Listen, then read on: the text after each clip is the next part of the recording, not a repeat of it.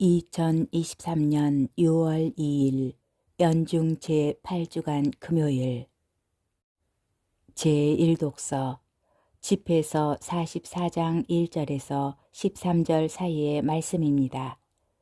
훌륭한 사람들과 역대 선조들을 칭송하자.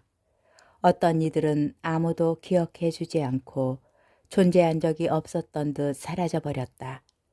그들은 태어난 적이 없었던 것처럼 되었으며 그 뒤를 이은 자녀들도 마찬가지다. 그러나 저 사람들은 자비로워 그들의 의로운 행적이 잊히지 않았다. 그들의 재산은 자손과 함께 머물고 그들의 유산은 후손과 함께 머물리라. 그들의 자손은 계약을 충실하게 지키고 그들 때문에 그 자녀들도 그러하리라. 그들의 자손은 영원히 존속하고 그들의 영광은 사라지지 않으리라. 주님의 말씀입니다. 복음, 마르코 복음 11장 11절에서 25절의 말씀입니다. 예수님께서 군중의 환호를 받으시면서 예루살렘에 이르러 성전에 들어가셨다. 그리고 그곳의 모든 것을 둘러보신 다음 날이 이미 저물었으므로 12 제자와 함께 베타니아로 나가셨다. 이튿날 그들이 베타니아에서 나올 때에 예수님께서는 시장하셨다. 마침 잎이 무성한 무화과 나무를 멀리서 보시고 혹시 그 나무에 무엇이 달렸을까 하여 가까이 가보았지만 잎사귀 밖에는 아무것도 보이지 않았다. 무화과 철이 아니었기 때문이다. 예수님께서는 그 나무를 향하여 이르셨다. 이제부터 영원히 어느 누구도 너에게서 열매를 따먹는 일이 없을 것이다. 제자들도 이 말씀을 들었다. 그들은 예루살렘으로 갔다. 예수님께서는 성전에 들어가시어 그곳에서 사고 팔고 하는 자들을 쫓아내기 시작하셨다. 환전상들의 탁자와 비둘기 장수들의 의자도 둘러 엎으셨다. 또한 아무도 성전을 가로질러 물건을 나르지 못하게 하셨다. 그리고 그들을 가르치시며 이렇게 말씀하셨다.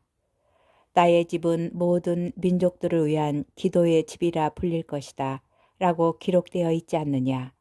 그런데 너희는 이곳을 강도들의 소굴로 만들어버렸다. 수석 사제들과 율법학자들은 이 말씀을 듣고 그분을 없앨 방법을 찾았다. 군중이 모두 그분의 가르침에 감탄하는 것을 보고 그분을 두려워하였던 것이다. 날이 저물자 예수님과 제자들은 성 밖으로 나갔다. 이른 아침에 그들이 길을 가다가 그 무화과 나무가 뿌리째 말라 있는 것을 보았다. 베드로가 문득 생각이 나서 예수님께 말하였다. 스승님 보십시오. 스승님께서 저주하신 무화과 나무가 말라버렸습니다. 그러자 예수님께서 제자들에게 말씀하셨다. 하나님을 믿어라. 내가 진실로 너희에게 말한다. 누구든지 이 산더러 들려서 저 바다에 빠져라 하면서 마음속으로 의심하지 않고 자기가 말하는 대로 이루어진다고 믿으면 그대로 될 것이다. 그러므로 내가 너희에게 말한다. 너희가 기도하며 청하는 것이 무엇이든 그것을 이미 받은 줄로 믿어라. 그러면 너희에게 그대로 이루어질 것이다. 너희가 서서 기도할 때에 누군가에게 반감을 품고 있거든 용서하여라. 그래야 하늘에 계신 너희 아버지께서도 너희의 잘못을 용서해 주신다. 주님의 말씀입니다. 오늘의 묵상. 오늘 복음에 나오는 예수님의 모습은 우리를 꽤 당혹스럽게 합니다. 예수님께서는 잎이 무성한 무화과 나무를 발견하시고 거기에서 허기를 채울 무엇을 찾을 수 있을까 하는 기대감에 가까이 다가가십니다. 그러나 아무 열매도 없다는 사실에 곧바로 그 무화과 나무를 저주하십니다. 이제부터 영원히 어느 누구도 너에게서 열매를 따먹는 일이 없을 것이다.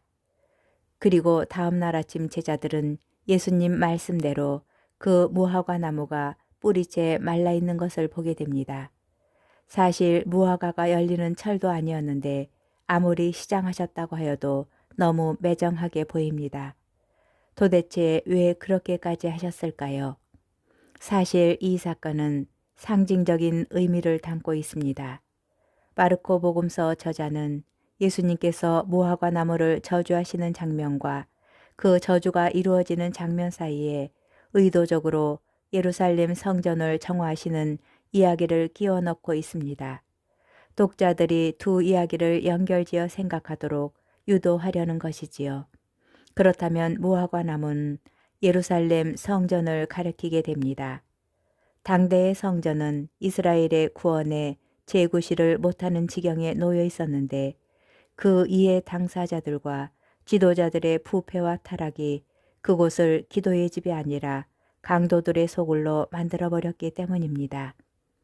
열매 맺지 못하는 무화과 나무는 더 이상 구원의 열매를 기대할 수 없는, 곧 구원의 기능을 완전히 잃어버린 예루살렘 성전의 모습을 상징합니다.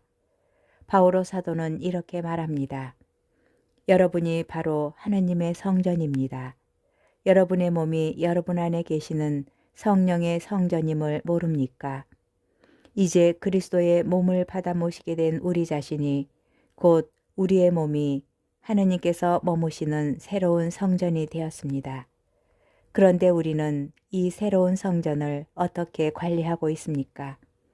혹시 환정상들과 물건을 사고 파는 자들이 새 성전의 뜰에도 여전히 넘쳐나고 있지는 않습니까?